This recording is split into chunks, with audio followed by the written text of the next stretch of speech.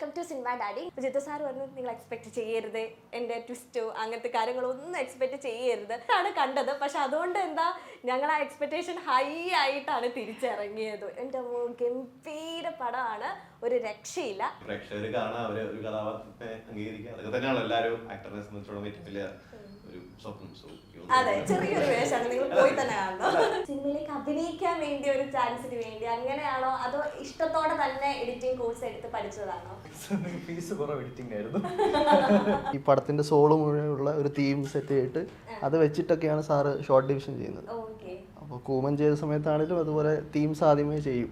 Jithu sir തന്നെ എന്നോട് തന്നെ പറഞ്ഞിട്ടുണ്ട്, ഒരുപാട് അമേസിംഗ് ആക്ടേഴ്സ് ഉണ്ട് സീരിയലിൽ. അപ്പം സാർ തന്നെ പറയുന്നുണ്ട് അതൊന്നും കാര്യമാക്കേണ്ട ഇതേയില്ല, സീരിയൽ സിനിമ അങ്ങനൊന്നും ഇല്ല എന്ന് പറഞ്ഞ് കാണുന്ന ഒരു ഡയറക്ടറാണ്. സാറിന്റെ വായിൽ നിന്ന് തന്നെ ഞാൻ കേട്ടതാണ്. തിരിച്ചും അത് സാർ എന്നെ വല്ലാണ്ട് ഇൻസ്പയർ ചെയ്യും. സാറിങ്ങനെ ഈ സ്ക്രിപ്റ്റ് വായിച്ച് ഈ സാറിന്റെ അവർക്കിങ്ങനെ മ്യൂസിക്കൽ ലാംഗ്വേജ് ഒന്നും ആയിരിക്കില്ല പറയുന്നത്, പക്ഷെ സംസാരത്തിലൂടെ തന്നെ അത് ഭയങ്കര ഇൻസ്പയർ ചെയ്യും. മനസ്സിൽ എങ്ങനെ എന്താ എനിക്ക് ഇത് സെലക്ട് ആവുന്ന എങ്ങനെ ആക്ട് ചെയ്തൊക്കെ കാണിച്ചപ്പോ അങ്ങനെ ഓഡീഷൻ ഒന്നും ഉണ്ടായിരുന്നില്ല. ഓക്കെ,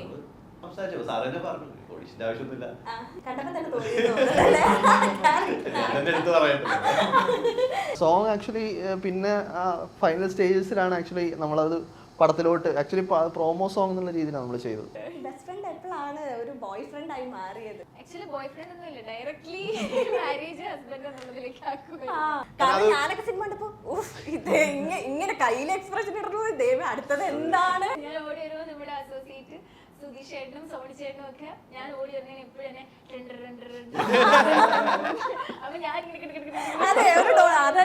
പ്രാക്ടീസിങ് എന്തോ ഇപ്പൊ സ്റ്റോപ്പ് ആക്കി വെച്ചേക്കുവാണല്ലോ, കോർട്ട് റൂം ഡ്രാമയും കൂടെ ആണല്ലോ. ഓർമ്മകൾ നഖങ്ങളാൽ അകമേ ഉറഞ്ഞുവോ.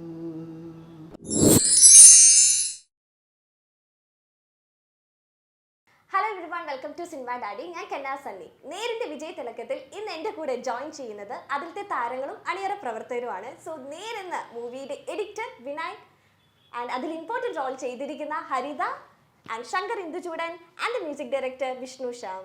ഹലോ, നമസ്കാരം. അപ്പം നിങ്ങളുടെ ഓരോരുത്തരുടെ ഫേസിലേക്ക് നോക്കുമ്പോൾ തന്നെ അറിയാം എത്രത്തോളം വിജയ തിളക്കത്തിലാണ് നിങ്ങൾ ഓരോരുത്തരെന്ന്. എൻ്റെ പൊന്നു, ഒരു രക്ഷയില്ല കേട്ടോ. ഇപ്പോൾ പടമൊക്കെ റിലീസായി, എല്ലാവരും എന്താ പറയുക പോസിറ്റീവ് റെസ്പോൺസാണ് തരുന്നത്. അതിൻ്റെ മെയിൻ റീസൺ എന്താണെന്ന് അറിയാമോ? ഞങ്ങൾ ഇതിന് മുന്നേ ജിത്തു സാറിനൊക്കെ ഇൻ്റർവ്യൂ ഒക്കെ ചെയ്തു. അപ്പോൾ ജിത്തു സാർ പറഞ്ഞു നിങ്ങൾ എക്സ്പെക്ട് ചെയ്യരുത്, എൻ്റെ ട്വിസ്റ്റോ അങ്ങനത്തെ കാര്യങ്ങളൊന്നും എക്സ്പെക്ട് ചെയ്യരുത്, എക്സ്പെക്റ്റേഷൻ കുറച്ച് വേണം നിങ്ങൾ ഈ മൂവി കാണാൻ. അപ്പോൾ ഞങ്ങൾ അതെല്ലാം കുറച്ചിട്ടാണ് കണ്ടത്. പക്ഷെ അതുകൊണ്ട് എന്താ ഞങ്ങൾ ആ എക്സ്പെക്റ്റേഷൻ ഹൈ ആയിട്ടാണ് തിരിച്ചിറങ്ങിയത്. എൻ്റെ ഗംഭീര പടമാണ്, ഒരു രക്ഷയില്ല. സോ അതിലത്തെ എഡിറ്ററിൽ നിന്ന് തന്നെ ഞാൻ സ്റ്റാർട്ട് ചെയ്യുകയാണ്. ഓക്കെ, എടുത്തു പറയേണ്ട കാര്യം ഇതിൽ എന്താ നേരത്തെ ഒക്കെ ഈ നേരിൻ്റെ എഡിറ്റർ ആരാ അല്ലെങ്കിൽ ജിത്തു സാറിൻ്റെ മൂവീസിൻ്റെ എഡിറ്റർ ആരാന്ന് നോക്കുമ്പോൾ അത് ചെറിയൊരു പയ്യനാണ്, ചെറുപ്പക്കാരൻ, അത്ര ഏജിലൊന്നുമില്ല, ഒരു ചെറിയ പയ്യനാണ്, അവൻ്റെ കഴിവ് എന്തോരാണെന്നൊക്കെ ഇങ്ങനെ ഒരുപാട് പേര് പറയണ കേട്ടിട്ടുണ്ട്. അപ്പം ഞാൻ ഇതിൻ്റെ സെറ്റിൽ ചെന്നപ്പോഴാണ് ഇതാണ് ആ ചെറിയ പയ്യൻ. അപ്പോൾ ചേട്ടാ ആദ്യം വിശേഷങ്ങൾ പറയാം, എങ്ങനെയുണ്ടായിരുന്നു നേരിലേക്കുള്ള എന്ന് വെച്ചാൽ എനിക്ക് തോന്നുന്നു ജിത്തു സാറിൻ്റെ ഒരു പ്രൊഡക്റ്റാന്ന് തോന്നണല്ലേ, സാറിൻ്റെ എല്ലാ പടത്തിൻ്റെയും ഒഫീഷ്യൽ എഡിറ്ററായി മാറി കഴിഞ്ഞിരിക്കുകയാണ്. അപ്പൊ നേരിലേക്കും എങ്ങനെയാണ് എത്തിയത്? നേരിലേക്ക് എത്തിയതല്ല, ഞാൻ എൻ്റെ ഒരു സിനിമ ജേണി തുടങ്ങുന്നത് തന്നെ 2013 ഫസ്റ്റ് ദൃശ്യമില്ലേ, അതില് അസിസ്റ്റന്റ് ആയിട്ടായിരുന്നു. അപ്പൊ അന്ന് തൊട്ട് സാറിന്റെ എല്ലാ പടത്തിലും കൂടെ ഉണ്ട്. അവിടെ അസിസ്റ്റന്റിൽ നിന്ന് ഒരു പോയിന്റില് പ്രൊമോഷൻ കിട്ടി, ആ ജേണി ഇപ്പോഴും കണ്ടിന്യൂ ആയിക്കൊണ്ടിരിക്കുന്നു. ഭാഗ്യം. എന്തെങ്കിലും ഈ ഇപ്പൊ ജിത്തു സാറിന്റെ ഇപ്പൊ കണ്ടിന്യൂസ് ആയിട്ട് വർക്ക് ചെയ്യുന്നുണ്ട്, ഇപ്പൊ ഫുൾ ഫ്രീഡത്തോടെയാണോ ചേട്ടന്റെ ഫുൾ സജഷൻ അല്ലെങ്കിൽ ജിത്തു സാറുമായിട്ട് കമ്പൈൻ ചെയ്തിട്ടാണോ എഡിറ്റിങ്ങും കാര്യങ്ങളൊക്കെ നടത്തുന്നത്? ആദ്യം സാറിന്റെ ഒരു രീതി വെച്ച് എനിക്ക് എൻ്റെ ഒരു വേർഷൻ റെഡിയാക്കും. അത് കഴിഞ്ഞിട്ട് സാറും കൂടെ ഇരുന്ന് പിന്നെ ചർച്ചകൾ, എഡിറ്റിംഗ്. ഈ എഡിറ്റിംഗ് എന്ന ഈ ഒരു രംഗത്തിലേക്ക് എങ്ങനെയാണ് ചെറുപ്പം മുതലുള്ള ആഗ്രഹമായിരുന്നോ എഡിറ്റർ ആകണം? അത് ചിലവരൊക്കെ എഡിറ്റിംഗ് ഇങ്ങനത്തെ കോഴ്സൊക്കെ പഠിക്കുന്നത് സിനിമയിലേക്ക് അഭിനയിക്കാൻ വേണ്ടി ഒരു ചാൻസിന് വേണ്ടി അങ്ങനെയാണോ അതോ ഇഷ്ടത്തോടെ തന്നെ എഡിറ്റിംഗ് കോഴ്സ് എടുത്ത് പഠിച്ചതാണോ? അല്ലല്ല, സിനിമ ഇഷ്ടമായിരുന്നു. സിനിമ പഠിക്കാൻ വേണ്ടി കൊച്ചി വന്നതാണ്. കോഴ്സ് ഫീസ് കുറവ് എഡിറ്റിംഗ് ആയിരുന്നു. ഓക്കെ, അതുകൊണ്ട് എഡിറ്റിംഗ് എടുത്തു. അതുകൊണ്ട് എഡിറ്റിംഗ് എടുത്തു. ഓക്കെ, അപ്പം ഇങ്ങനെ ഒരു 2013 അതിലൂടെയാണ് ഫസ്റ്റ് ടൈം ഇതിലേക്ക് ഇങ്ങനെ ഒരു സിനിമയുടെ ത്രൂ ഔട്ട് പ്രോസസ്, അതായത് ഷൂട്ട് മുതൽ റിലീസ് വരെ ഒരു ഫുൾ പടത്തിന്റെ കൂടെ ഒന്ന് വർക്ക് ചെയ്തത് ദൃശ്യമായിരുന്നു. അപ്പം ഇതിന്റെ ബാക്കിൽ എന്തെങ്കിലും ആൽബംസോ അല്ലെങ്കിൽ ഷോർട്ട് ഫിലിംസ് അങ്ങനെ ഒന്നും അങ്ങനത്തെ രീതിയിൽ ചുമ്മാ ഈ സർവൈവലിന്റെ ഭാഗമായിട്ടുള്ള പിന്നെ ട്രെയിലറുകൾ അതെല്ലാം ദൃശ്യത്തിന് ശേഷമാണ് സ്റ്റാർട്ട് ചെയ്തത്. ഓക്കെ, അപ്പൊ ദൃശ്യമായിരുന്നു അല്ലെ, അതിലേക്ക് വന്നതിന് ശേഷമാണ് തലവര തെളിഞ്ഞത് എന്ന് വേണമെങ്കിൽ പറയാം.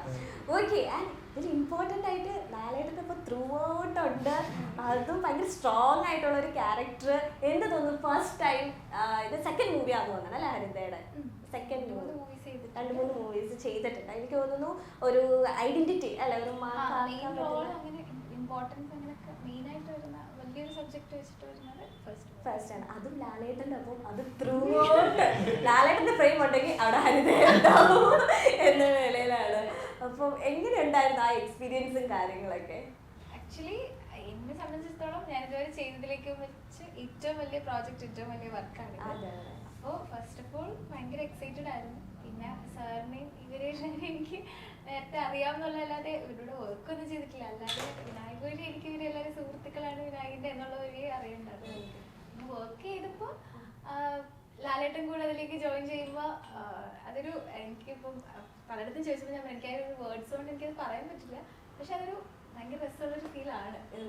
ലാലേട്ടനെ കാണുമ്പോഴാണെങ്കിലും ഇപ്പോൾ ഫിലിം കാണുമ്പോൾ തന്നെ അറിയാം അതിലുള്ള ആക്ടിങ് അതൊക്കെ നേരിട്ട് കാണാൻ പറ്റും. ക്യാമറയിൽ കൂടെ എല്ലാവരും കാണുന്നു, ഞാൻ നേരിട്ട് ലൈവായിട്ട് കാണുന്നത് ഏറ്റവും അടുത്തിരുന്ന് എനിക്ക് കാണാൻ പറ്റും. അങ്ങനെ വലിയൊരു ഭാഗ്യം ഉണ്ടായി. ശങ്കറാട്ടോ എന്നെയൊക്കെ ഞെട്ടിച്ച് കളഞ്ഞത്. കാരണം ഞാൻ ആശീർവാദിന്റെ ആ ഷൂട്ടിന്റെ സമയത്ത് ശങ്കർ അവിടെ ഇവിടേക്ക് ഇങ്ങനെ ഓടി തെറിച്ച് നടക്കാണ്. അപ്പൊ ഞാൻ ഓർക്കും ചെയ്ത് ഈ ചെക്കൻ എന്ത് ഇങ്ങനെ നടക്കുന്നത്. പക്ഷെ ഞാൻ വിചാരിച്ചില്ല കേട്ടോ, എന്റെ അമ്മോ ഗംഭീര പെർഫോമൻസ് എന്ന് പറയാം, വേറെ ലെവൽ. ഇപ്പൊ പ്രഷർ ഉണ്ടായിരുന്നു വിചാരിക്കുന്നുണ്ടോ? പ്രഷർ വിചാരിക്കുന്നുണ്ടോ എന്തായിരിക്കാം? അതെ, ചെറിയൊരു വേഷമാണ്, നിങ്ങൾ പോയി തന്നെ കാണണം. തീർച്ചയായിട്ടും നമ്മൾ ഈ പ്രേക്ഷകർ കാണാൻ അവര് ഒരു കഥാപാത്രത്തെ അംഗീകരിക്കുക, അതൊക്കെ തന്നെയാണ് എല്ലാവരും ആക്ടറിനെ സംബന്ധിച്ചോളം ഏറ്റവും വലിയ ഒരു സ്വപ്നം. സോ ഒന്നും ഇത്രയും വലിയൊരു ബാനറിന്റെ ഭാഗമാകാൻ കഴിഞ്ഞതും പിന്നെ ജിത്തു സാറിന് പോലെ ഇത്രയും എന്താ പറയുക ഒരു മാസ്റ്റർ ക്ലാസ്, എന്താ പറയുക ഒരു മാസ്റ്റർ ഫിലിം മേക്കർ. അദ്ദേഹത്തിന്റെ സിനിമ ഒരുപാടധികം നമ്മൾ കൊതിച്ചിട്ടുണ്ട്. അദ്ദേഹത്തിന്റെ സിനിമ കാണാനും കൂടെ വർക്ക് ചെയ്യണം എന്നുള്ള ഒരു ആഗ്രഹം എപ്പോഴും ഉണ്ട്. ദൃശ്യം എനിക്ക് ഇന്നും അത് പറയുമ്പോൾ തന്നെ ഈ സിനിമ ആദ്യ ദിവസം നമ്മൾ കണ്ടത് കവിതയിലാണ്. ഇതേപോലെ തന്നെ 2013 കവിതയില് ദൃശ്യം 1 ഫസ്റ്റ് ഷോ കഴിഞ്ഞിറങ്ങി കിട്ടുന്ന ഒരു ഫീലിംഗ് ഉണ്ടല്ലോ. അപ്പൊ നമ്മൾ സ്വപ്നം കണ്ടു ഒരു ദിവസം നമുക്കും ഇതേപോലത്തെ ഒരു ടീമിന്റെ കൂടെ വർക്ക് ചെയ്യാൻ പറ്റണം, ജിത്തു സാറിന്റെ കൂടെ ലാൽ സാറിന്റെ കൂടെ വർക്ക് ചെയ്യാൻ പറ്റണം. അപ്പൊ അത് എനിക്കൊരു എന്താ പറയുക ഒരു മാനിഫെസ്റ്റേഷൻ പോലെ തോന്നി. ഇന്ന് കവിതയില് നമ്മൾ കഴിഞ്ഞ ദിവസം കവിതയില് ഫസ്റ്റ് ഷോ കഴിഞ്ഞിറങ്ങിയപ്പോ എന്താ പറയാ ഭയങ്കര ഗ്രാറ്റിറ്റ്യൂഡാണ് പറയാനുള്ളത് നമുക്ക് ജിത്തു സാറിനോടും ലാൽ സാറിനോടും ആന്റണി സാറിനോടും എന്റെ ലൈക് ക്രൂ എവ്രി വൺ. ഇപ്പൊ വിനായകനായിട്ട് ബാക്കി പ്രവർത്തിച്ച എല്ലാവരോടും നന്ദി പറയാനുള്ളത്. കാരണം അത്രയും കംഫർട്ടബിൾ ആയിരുന്നു നമ്മൾ ആ സ്പേസിൽ. നമുക്ക് ആ കഥാപാത്രത്തിനോട് ഇൻവോൾവ് ചെയ്യാൻ വേണ്ടി സാർ അത്രയും ഹെൽപ്പ് ചെയ്തു, സാർ അത്രയും കമ്മ്യൂണിക്കേറ്റ് ചെയ്തു. സോ ഒരു വലിയ എന്താ പറയുക ഒരു ബ്ലെസ്സിംഗ് ആയിട്ട് തന്നെ അത് കണക്കാക്കുന്നത്. ആൻഡ് ഈ നീരെന്ന് പറഞ്ഞ മൂവിനെ പിടിച്ചു നിർത്തുന്നത് ഇതിന്റെ മ്യൂസിക് ആണ്. ഒരു രക്ഷയില്ലാത്ത മ്യൂസിക് ആണ്. എന്താ പറയാ, എനിക്ക് തോന്നുന്നത് മെയിൻ സ്ട്രെങ്ത് എന്ന് പറയുന്നത് അതിന്റെ ബാക്ക്ഗ്രൗണ്ട് സ്കോറും ആ മ്യൂസിക് എല്ലാം കൂടെ ഒരു നമുക്ക് ഹൃദയത്തിലേക്ക് വരുന്ന ഒരു ഫീൽ ഉണ്ടല്ലോ, ഒരു രക്ഷയില്ല. സോ മ്യൂസിക് ഡയറക്ടർ നമ്മുടെ വിഷ്ണു ഷാ, ഷൂട്ട് തുടങ്ങുന്നതിന് മുന്നേ തീം മ്യൂസിക് ഒക്കെ സെറ്റ് ചെയ്ത് ഓൾറെഡി ജിത്തു സാറിന്റെ കയ്യിൽ കൊടുത്തു എന്ന് പറഞ്ഞു. അല്ല, അത് സാറിന് ആക്ച്വലി ഫസ്റ്റ് ഞാൻ സാറിന് പരിചയപ്പെടുന്ന സമയം തൊട്ടേ സാറിന് ആക്ച്വലി വേണ്ടുന്നതാണ്. ഷൂട്ടിന് മുന്നേ ഈ പടത്തിന്റെ സോള് മുഴുവനുള്ള ഒരു തീം സെറ്റ് ചെയ്തിട്ട് അത് വെച്ചിട്ടൊക്കെയാണ് സാറ് ഷോർട്ട് ഡിവിഷൻ ചെയ്യുന്നത്. അപ്പോൾ കൂമൻ ചെയ്ത സമയത്താണെങ്കിലും അതുപോലെ തീംസ് ആദ്യമേ ചെയ്യും. അപ്പോൾ ഇതിനും അതേപോലെ സ്ക്രിപ്റ്റ് വായിച്ച് നമ്മളെല്ലാവരും കൂടി സ്ക്രിപ്റ്റ് വായിച്ച സമയത്ത് തന്നെ തീം ചെയ്തത്. അപ്പോൾ അത് ആക്ച്വലി എനിക്ക് തിരിച്ചും അത് സാർ എന്നെ വല്ലാണ്ട് ഇൻസ്പയർ ചെയ്യും. സാറിങ്ങനെ ഈ സ്ക്രിപ്റ്റ് വായിച്ച് ഈ സാറിൻ്റെ അത് അവർക്കിങ്ങനെ മ്യൂസിക്കൽ ലാംഗ്വേജ് ഒന്നും ആയിരിക്കില്ല പറയുന്നത്. പക്ഷേ ഇപ്പോൾ എന്തെങ്കിലും ഒരു സെയിം സാധനത്തിന് സാറ് ചിലപ്പോൾ മാക്സിമം അത് പോരാന്നുണ്ടെങ്കിൽ അപ്പോൾ നമ്മളെ മാക്സിമം പുൾ ഔട്ട് ചെയ്ത് ഇൻസ്പയർ ചെയ്യും. അതേപോലെ എനിക്കും ഇതേപോലെ ഒരു തീം ചെയ്ത് കഴിഞ്ഞാൽ എനിക്കും സാറിനെ ചിലപ്പോൾ ഇൻസ്പയർ ചെയ്യാൻ പറ്റുന്നുണ്ടാവും. കാരണം നമ്മളൊരു തീം ചെയ്ത് കഴിഞ്ഞാൽ സാറിനും കൂടി ചിലപ്പോൾ എനിക്ക് കൂടുതൽ മോട്ടിവേഷൻ ആവും. എങ്ങനെയാണ് ആ തീം മ്യൂസിക് ആ ഒരു ജേർണി ഇല്ലേ, അതൊന്ന് മേക്ക് ഔട്ട് ചെയ്തതിന്റെ ഒരു ജേർണി? സാർ ഇങ്ങനെ സ്റ്റോറി മൊത്തം പറഞ്ഞു തന്നു. എങ്ങനെയായിരുന്നു നിങ്ങളുടെ ആ ഒരു കണക്ഷനും ആ തീം മ്യൂസിക്കിന്റെ ഔട്ടും തമ്മിലുള്ളത്? ഈ നേരിൻ്റെ ആദ്യത്തെ ഒരു ഫസ്റ്റ് ഡ്രാഫ്റ്റ് ആയ സമയത്ത് നമ്മൾ എല്ലാവരും അസോസിയേറ്റ്സും എഡീസും എല്ലാവരും കൂടി ഇരുന്നിട്ട് നമ്മൾ സ്ക്രിപ്റ്റ് വായിച്ച സമയത്ത് ചെറിയൊരു സ്പാർക്ക് വന്നപ്പോൾ എന്നോട് തീം ചെയ്യണമെന്നൊന്നും പറഞ്ഞിട്ടുണ്ടായില്ല, പക്ഷെ എനിക്ക് വായിച്ചപ്പോൾ എനിക്കൊരു ഐഡിയ വന്നു. അപ്പോൾ ഉടനെ തന്നെ ഞാനത് ജസ്റ്റ് ഒന്ന് ഒരു ഐഡിയ ആക്കി അവിടെ വെച്ചു. പക്ഷേ ഞാൻ സാറെ കേൾപ്പിച്ചിട്ടില്ല, പക്ഷെ ജസ്റ്റ് ചെയ്തു വെച്ചു. അപ്പോൾ ഇതിൻ്റെ വർക്ക് നടക്കുന്നുണ്ടായി. 2 ദിവസം കഴിഞ്ഞപ്പോൾ ഞാൻ വിനായകനെ ആദ്യം കേൾപ്പിച്ചു. എപ്പോഴും നമ്മൾ ആക്ച്വലി നമ്മളെ സാറിൻ്റെ കൂടെ തന്നെ ഗസ്റ്റ് ഹൗസിൽ തന്നെ താമസിക്കുന്നത്. നമ്മൾ അടുത്തടുത്തായത് നമ്മൾ ഒരുപാട് ഗിവ് ആൻഡ് ടേക്ക് ഉണ്ട്. എഡിറ്റർ അടുത്ത് തന്നെ ഉണ്ടാവും. അപ്പം നമ്മളങ്ങോട്ട് ഞാൻ ഓരോ അഭിപ്രായം ചോദിക്കും. അപ്പോൾ ഫസ്റ്റ് ഞാൻ വിനായകൻ കേൾപ്പിച്ചു. വിനായകൻ പറഞ്ഞു സാറിനെ കേൾപ്പിക്കാം. അങ്ങനെ ഇരിക്കുകയാണ് സാറ് ആക്ച്വലി പെട്ടെന്ന് ഒരു ദിവസം ഇങ്ങോട്ട് പറഞ്ഞു തീം എന്തെങ്കിലും ചെയ്ത് നോക്കുന്നു വായിച്ചിട്ടെന്ന് പറഞ്ഞു. അപ്പം അതിന് മുന്നേ ചെയ്ത് വെച്ചായിരുന്നു. ഉടനെ ഞാൻ വന്നിട്ട് പ്ലേ ചെയ്ത് കേൾപ്പിച്ചു. അങ്ങനെയാണ് ആ സംഭവം. അതെല്ലാവർക്കും ഇഷ്ടപ്പെട്ടു. ആൻഡ് ജിത്തു സാർ ഒരു ഇന്റർവ്യൂവിൽ പറഞ്ഞായിരുന്നു, ഞാൻ ഇപ്പം പറയണ കേട്ടതാണ്, നമുക്ക് ട്രെയിലർ കട്ട് ചെയ്യുമ്പോൾ കുറച്ച് എക്സ്പെക്ടേഷൻ കുറച്ചങ്ങ് കട്ട് ചെയ്യുക, പ്രേക്ഷകർക്ക് അത്രയും പ്രതീക്ഷ കൊടുക്കണ്ട. അപ്പോൾ വിനായകാണ് പറഞ്ഞത്, വേണ്ട, നമ്മുടെ കയ്യിൽ അത്രയും നല്ല ബെസ്റ്റ് പ്രൊഡക്റ്റ് ഇരിക്കുമ്പോൾ എന്തിനാണ് ട്രെയിലറിന്റെ ലെവൽ, എന്തിനാ എക്സ്പെക്ടേഷൻ ലെവൽ കുറക്കണേ എന്ന്. അത്രയും കോൺഫിഡൻസ് ഉണ്ടായിരുന്നോ? ഈ ട്രെയിലർ എനിക്ക് തോന്നുന്നു നേരിന്റെ ആ ഒരു പ്രേക്ഷകരുടെ മനസ്സിലേക്ക് ഇടിച്ചു കയറിയത് ട്രെയിലർ ഇറങ്ങിയതിന് ശേഷമാണ് തോന്നുന്നുണ്ട് അല്ലെ. ഒരു എല്ലാവർക്കും എന്താ പറയാ, സംതിങ് ബിഗ് ഈസ് കമ്മിങ് എന്ന് നമുക്ക് എല്ലാവർക്കും മനസ്സിലേക്ക് തോന്നിയത് എനിക്ക് തോന്നുന്നു ട്രെയിലർ ഇറങ്ങിയതിന് ശേഷവും അതിന്റെ പിന്നീട് നടന്ന സംഭവങ്ങളൊക്കെയാണ് നേരിട്ട് ഇത്രയും പ്രേക്ഷകരിലേക്ക് എത്തിച്ചത്. സോ വിനായകന്റെ ആ ഒറ്റ ഡയലോഗിലാണ് ട്രെയിലറിന്റെ എക്സ്പെക്ടേഷൻ ലെവൽ ഒന്നും കുറയ്ക്കാതെ അത്രയും ബെസ്റ്റ് പ്രൊഡക്റ്റ് ആയിട്ട് തന്നെ കട്ട് ചെയ്തത്. സോ ആ ഒരു മൊമെന്റിൽ എന്തായിരുന്നു തോന്നിയത് ട്രെയിലർ ഇറങ്ങിയതിന് ശേഷം പ്രേക്ഷകർ ഇത്രയും പോസിറ്റീവായിട്ട് റെസ്പോൺസ് ഒക്കെ തന്നപ്പോൾ? ഇല്ല, ട്രെയിലർ ചെയ്ത് വെച്ചപ്പോൾ നമുക്ക് ഓക്കെ, കാരണം പടത്തിന്റെ ഒരു ഫീല് എവിടെയൊക്കെയോ ട്രെയിലറിൽ ഉണ്ടെന്ന് നമുക്കൊരു ജഡ്ജ്മെന്റ്. അപ്പം ഇത് വിടണോ വേണ്ടിയോ എന്ന് സാറും ഓക്കെ അവസാനം വിടാം. എല്ലാവർക്കും ഇഷ്ടപ്പെടും ഉറപ്പായിരുന്നു. പക്ഷെ ഇത്രത്തോളം അത് സെലിബ്രേറ്റ് ചെയ്യപ്പെടുമെന്ന് ഞങ്ങൾ ആരും കരുതിയില്ല. ആ സെലിബ്രേഷൻ കൂടിയാണ് സാറിനും ടെൻഷനായത്. ഇവരെല്ലാവരും പ്രതീക്ഷ കൂടി, ഇനി അവസാനം ക്ലൈമാക്സ് പ്രതീക്ഷ വന്ന് നിരാശരായി പോവേണ്ടി വരുമോ എന്നൊരു പേടി കൊണ്ടാണ് സാറും എല്ലാ ഇന്റർവ്യൂസിലും ഹരിത ഇതിൽ അഭിനയിക്കുമ്പോൾ നിങ്ങൾ മാരീഡ് അല്ലായിരുന്നല്ലോ? അല്ല, എനിക്കൊന്ന് കല്യാണം ഉറപ്പിച്ചു വെച്ച് എൻഗേജ്ഡ് ആയിരുന്നു. ഓക്കെ, അപ്പൊ ആ ടൈമിൽ എന്തെങ്കിലും പ്രിവിലേജ് ഉണ്ടോ? കാരണം ഓൾറെഡി കൂട്ടുണ്ടായിരുന്നു. അപ്പോൾ എന്തെങ്കിലും പ്രിവിലേജ് അല്ലെങ്കിൽ കുറച്ചും കൂടെ കംഫോർട്ട് ലെവലൊക്കെ നല്ല സേഫ് ആയിരുന്നു? എങ്ങനെയായിരുന്നു ആ ഒരു ഇത്? ഇവരെല്ലാരും ഭയങ്കര ഫാമിലി പോലെയാണ് ഇവര്. ഞാൻ ഇപ്പൊ പുറത്തുനിന്ന് വന്നാണ്, ഞാൻ കാണുമ്പോൾ ഇവരെല്ലാരും ഒരു ഫാമിലി പോലെയാണ്.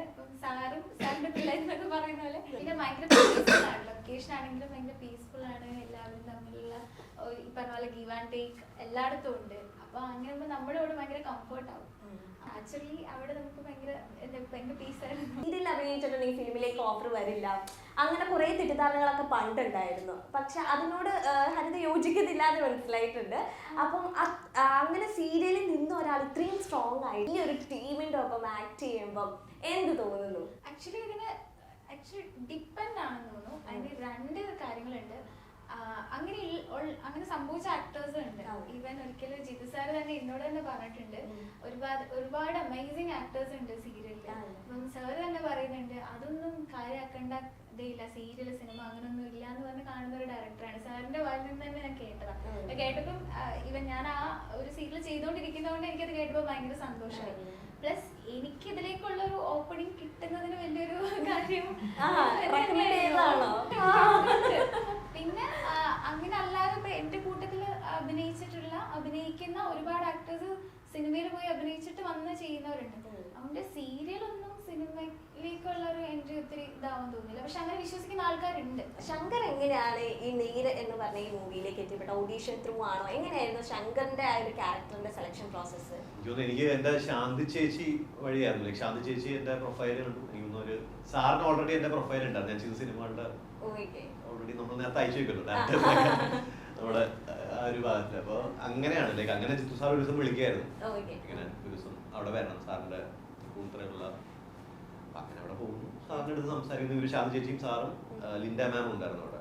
അവിടെ വെച്ച് സാറ് ക്യാരക്ടറിനെ പറ്റി പറഞ്ഞു. അങ്ങനെയാണ് സംഭവിച്ചത്. ഭയങ്കര നമുക്കതൊരു എന്താ പറയാ, സാർ അത് കമ്മ്യൂണിക്കേറ്റ് ചെയ്യുന്നു. നമുക്ക് അപ്പൊ തന്നെ മനസ്സിൽ എങ്ങനെ എന്താ എനിക്ക് ഇത് സെലക്ട് ആവുന്ന എങ്ങനെ ആക്ട് ചെയ്തൊക്കെ കാണിച്ചപ്പോ അങ്ങനെ ഓഡീഷൻ ഒന്നും ഉണ്ടായിരുന്നില്ല. ഓക്കെ, സംസാരിച്ചു, സാർ തന്നെ പറഞ്ഞു ഓഡിഷന്റെ ആവശ്യമൊന്നുമില്ല. കണ്ടപ്പോ തന്നെ തോന്നിയിട്ടുണ്ടല്ലേ? ഞാൻ എന്റെ അടുത്ത് പറയട്ടെ, കണ്ടപ്പോ തന്നെ സാറിന് തോന്നിയിട്ടുണ്ടോ എനിക്ക് ഓഡിഷൻ ഒന്നും ചെയ്യാതെ? അല്ല അപ്പൊ അങ്ങനെ സംഭവമായിരുന്നു. എനിക്കൊന്ന് ശങ്കർ അഡ്വക്കേറ്റ്, ഞാൻ അഡ്വക്കേറ്റും കൂടിയാണ്. പഠിത്തം കഴിഞ്ഞു. ഞാൻ ആദ്യത്തെ സിനിമ ചെയ്തത് രക്ഷാധികാരി ബൈജുവായിരുന്നു. അത് 2016 ആ സമയത്ത് ഞാൻ സെക്കൻഡ് ഇയർ പഠിച്ചുകൊണ്ടിരിക്കുകയാണ്. അത് കഴിഞ്ഞിട്ട് എൻറോൾ ചെയ്തു. പ്രാക്ടീസ് ചെയ്തില്ല, കുറച്ച് പ്രാക്ടീസ് ചെയ്ത് കഴിഞ്ഞിട്ട് ഓർമ്മ ഇപ്പൊ സിനിമയിൽ തന്നെയാണ് നിൽക്കുന്നത്. സിനിമ തന്നെയാണ് കുറച്ച് പടങ്ങൾ ഇറങ്ങാനുണ്ട്, ഇറങ്ങാനായിട്ട് അങ്ങനെ. ഓ മൈ ഗോഡ്, ഇങ്ങനെ നിൽക്കാണ്. അല്ല അപ്പൊ ഇനി പ്രാക്ടീസ് ചെയ്യാൻ ഉദ്ദേശിക്കുന്നുണ്ട് ഇപ്പൊ തൽക്കാലം സിനിമ ആൾക്കാർ കണ്ട് ഇഷ്ടപ്പെട്ടാ തീർച്ചയായിട്ടും നമ്മുടെ ചെയ്താൽ ഇഷ്ടപ്പെട്ടാൽ നല്ലതല്ല. അതെ, എന്തായാലും ശങ്കറിനെ എന്തുകൊണ്ടാണ് പുറമൊക്കെ കാണിക്കാതിരുന്നത് ഇപ്പോഴാണ് എനിക്ക് മനസ്സിലായത്. സിനിമ കണ്ടതിന് ശേഷമാണ് ഞാൻ മനസ്സിലാക്കിയത്. അതുകൊണ്ട് പ്രേക്ഷകർ ഇപ്പൊ ചിലവരൊക്കെ മനസ്സിലാക്കിയിരിക്കും, ചിലവരുടെയൊക്കെ മുഖത്തിന്റെ സന്തോഷം കുറച്ച് കുറഞ്ഞിരിക്കും, കുഴപ്പമില്ല അല്ലേ? ഓക്കെ. ആൻഡ് വിഷ്ണു ചേട്ടാ, ഇതിന്റെ ലാസ്റ്റ് ക്ലൈമാക്സ് സോങ് ഉണ്ട് റൂഹേ എന്ന് പറഞ്ഞ, അതിന്റെ മേക്കിംഗ് എങ്ങനെയായിരുന്നു? ആ ഒരു എന്താ പറയാ, ആ ഒരു ഫീലൂടെ തന്നെ വേണല്ലോ അത് കംപ്ലീറ്റ് ആയിട്ട്. അതെങ്ങനെയായിരുന്നു അതിന്റെ ഒരു ജേർണി? ആക്ച്വലി അത് കേട്ടവർക്ക് മനസ്സിലാക്കി കാണും. ആ റൂഹേ എന്നുള്ള കോറസ് ഉണ്ടല്ലോ, ആ കോറസ് ആക്ച്വലി നമ്മുടെ ഈ പറഞ്ഞ മെയിൻ തീം, നേരത്തെ നമ്മൾ സംസാരിച്ച മെയിൻ തീം ഉണ്ടല്ലോ, നമ്മുടെ അതിനകത്ത് മെയിൻ ക്യാരക്ടറിന്റെ അനശ്വരയുടെ ക്യാരക്ടറിന്റെ തീമാണത്.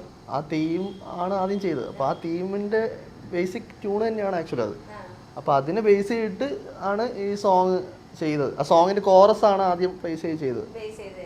പിന്നെ അതിന് ശേഷം അതിന്റെ പല്ലവിയും കോറസും ഒക്കെ കമ്പോസ് ചെയ്തിരുന്നു. അപ്പോൾ എന്നിട്ട് ഞാനത് സാറിനെ കേൾപ്പിച്ചു. അപ്പോൾ എനിക്കത് വേണമെന്നുണ്ടായിരുന്നു ആക്ച്വലി. അതുമായിട്ട് ഡീവിയേറ്റ് ആയി പോകാണ്ട് ആദ്യം തൊട്ടേ ഈ സോങ്ങും അതും ആക്ച്വലി ക്ലോസ് ആയിട്ട് ഒരു മൂഡുണ്ട്, ആ മൂഡിൽ നിന്ന് മാറാണ്ട് ചെയ്യണമെന്നുണ്ടായിരുന്നു. അങ്ങനെ ചെയ്തു.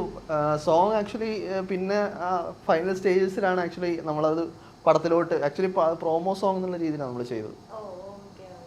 പടത്തിൽ പാട്ടില്ലാത്ത രീതിയിൽ പോകാമെന്നായിരുന്നു ആദ്യം. പിന്നെ അത് കറക്റ്റായിട്ട് ഒരു ദിവസം വിനായക ആക്ച്വലി ഇടയിൽ നമ്മളത് വെച്ചിട്ട് വർക്ക് ചെയ്ത് നോക്കിയപ്പോൾ അതെ ഞാൻ പറഞ്ഞു, നമ്മൾ ഒരുമിച്ചിരുന്ന് വർക്ക് ചെയ്ത കാരണം. അപ്പോൾ വിനായക ഒരു ദിവസം അത് അവിടെ വെച്ചിട്ട് നമ്മളിങ്ങനെ ആദ്യമേ ഉണ്ടായിരുന്നു കേട്ടോ, ഇതിന് എന്തെങ്കിലും ഒരു ബിറ്റ്സൊക്കെ അവിടെ ഇവിടെ ഒക്കെ ചേർക്കാൻ പറ്റുന്നുണ്ടായിരുന്നു. അപ്പോൾ ആ സോങ് കംപ്ലീറ്റ് ആക്ച്വലി റീവർക്ക് ചെയ്തിട്ടുണ്ട്. സോങ് അതുപോലെയല്ല, ഐ മീൻ സ്കോറിന്റെ കൂടെ അതിങ്ങനെ ചിലപ്പോൾ കണ്ടു പോകുന്നവർക്ക് ചിലപ്പോൾ മനസ്സിലാവുമല്ലോ, പടത്തിന്റെ മൂഡിൽ അങ്ങനെ അങ്ങ് പോകും. അപ്പൊ അതുപോലെ അങ്ങനെ പുള്ളി അത് പ്ലേസ് ചെയ്തു, ഞാനതിനെ റീവർക്ക് ചെയ്തു, സാറിന് അത് ഇഷ്ടപ്പെട്ടു. ഇത് എത്ര ദിവസം കൊണ്ടാണ് ഈ ഒരു കംപ്ലീറ്റ് ഓർത്തെടുക്കാൻ പറ്റുന്നുണ്ടോ? ഈ സോങ് പൂർത്തിയാക്കിയത് അങ്ങനെ വിരലിൽ കൗണ്ട് ചെയ്യാൻ പറ്റുന്ന സോങ്ങിന്റെ പ്രൊഡക്ഷൻ ആണോ കമ്പോസിംഗ് ആണോ? കമ്പോസിംഗ് ഒക്കെ ഒരു ദിവസം കൊണ്ട്, ഒരു ദിവസം ഒന്നല്ല, അത് പെട്ടെന്ന് സംഭവിക്കും. അത് പെട്ടെന്ന് ഒരു ട്യൂൺ, ഈ ട്യൂൺ എങ്ങനെ ഉണ്ട് അല്ലല്ല, അതിന് വലിയ കാര്യമില്ല. കമ്പോസ് ചെയ്ത് ഞാൻ മാത്രം പാടിയാണെന്ന് കാര്യമില്ല, അത് റെക്കോർഡൊക്കെ ചെയ്ത് ആവണ്ടേ. അപ്പോൾ ജസ്റ്റ് ട്യൂൺ ചെയ്ത് അങ്ങനെ അതിന് ആക്ച്വലി ഒരു 5 minutes ഒരു ഡേ കൊണ്ട് തന്നെ സംഭവം സെറ്റ് ചെയ്തു. ഈ പാട്ടിനോട് എപ്പോ തൊട്ടാണ് ഇഷ്ടം വരാൻ തുടങ്ങിയത്? സ്കൂൾ ടൈമിൽ പാട്ടൊക്കെ പാടുമോ? ചേട്ടൻ പാട്ട് പാടുമോ? എന്തായാലും ലാസ്റ്റ് എന്തായാലും ഈ പാട്ട് ഞാൻ പാടിപ്പിക്കുന്നുണ്ട്, അതവിടെ ഓക്കെ. പാട്ടിനോട് എപ്പോ തൊട്ടാ ഇഷ്ടം വരാൻ തുടങ്ങിയത്? വിദ്യാസാഗർ ഫാനാണ്, മ്യൂസിക് ഡയറക്ടർ. വിദ്യാസാഗർ എൻ്റെ ഗുരുവാണ്. അപ്പോൾ ആ സമയം തൊട്ടേ ഞാൻ പ്ലാൻ ചെയ്തായിരുന്നു അങ്ങോട്ട് പോകുന്നുള്ളത്. +2 കഴിഞ്ഞപ്പോൾ ഞാൻ നേരെ ചെന്നൈ പോയി സാറിൻ്റെ അടുത്ത് ജോയിൻ ചെയ്തിരുന്നു. സാറിന്റെ കൂടെ ഒരു 7-8 വർഷം ഉണ്ടായിരുന്നു. ഒരു മ്യൂസിക് ഡയറക്ടർ എന്ന ഒരു ടൈറ്റിലൂടെ വന്നത് കൂമൻ എന്ന പറഞ്ഞ അതിലേക്ക് എങ്ങനെയായിരുന്നു എൻട്രി?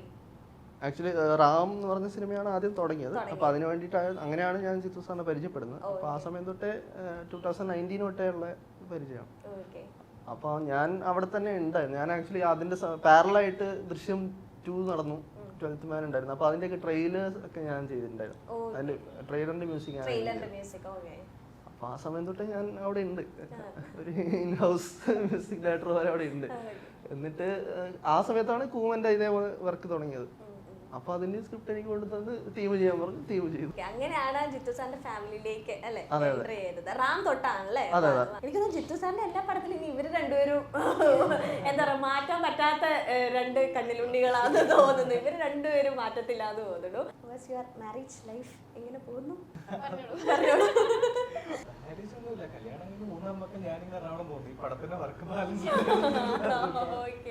അതിന്റെ ആള് ഞാൻ back to നാലാമത്തെ you. ദിവസം അവള് നാലാമത്തെ എനിക്ക് ദിവസം shoot ഉണ്ടായിരുന്നു. നിങ്ങളുടെ മറ്റേ ലവ് സ്റ്റോറി ഒക്കെ ഭയങ്കര It's not love story.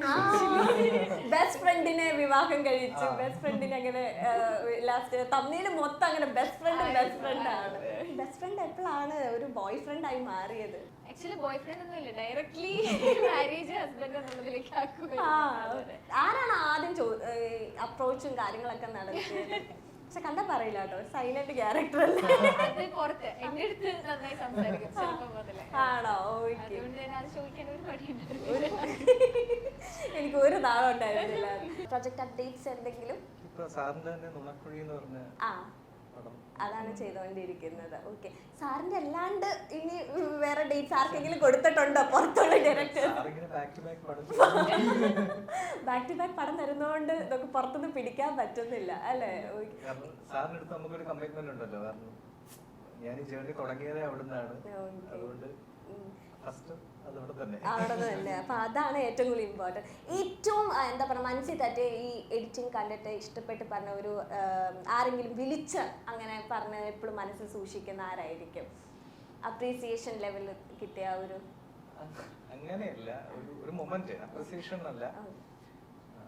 ദൃശ്യം 2 ഇറങ്ങിയ സമയത്ത് ആയിരുന്നല്ലോ, നല്ല രീതിയിൽ അതിന് റീച്ച് ഒക്കെ കിട്ടി നിൽക്കുന്ന ഒരു സമയം. എന്റെ